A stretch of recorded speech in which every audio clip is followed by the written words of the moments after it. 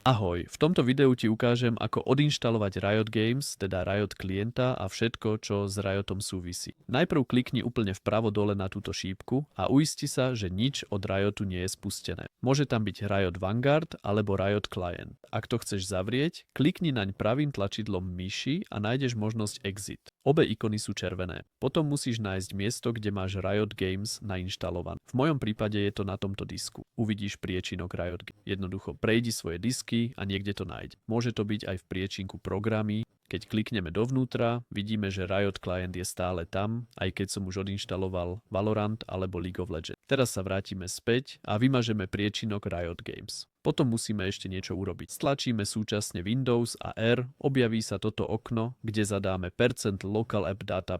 Potom klikneme na OK a posunieme sa nadol, kým neuvidíme Riot Game. Tuto je, vidíme Riot Games, vyberieme to, stlačíme klávesu Delete a je to preč. Je možné, že vo vyhľadávaní Windows stále môžete nájsť Riot a objaví sa klient. Ak je to váš prípad, vymažte aj skratku. Ukážem to teraz na príklade Rocket League. Tu je klient Riot, kliknite naň pravým tlačidlom, otvorte umiestnenie súboru a potom ho znova vymažte. Takto môžete klienta Riot úplne odstrániť. Ak vám toto video pomohlo, potešil by ma like a dovidenia.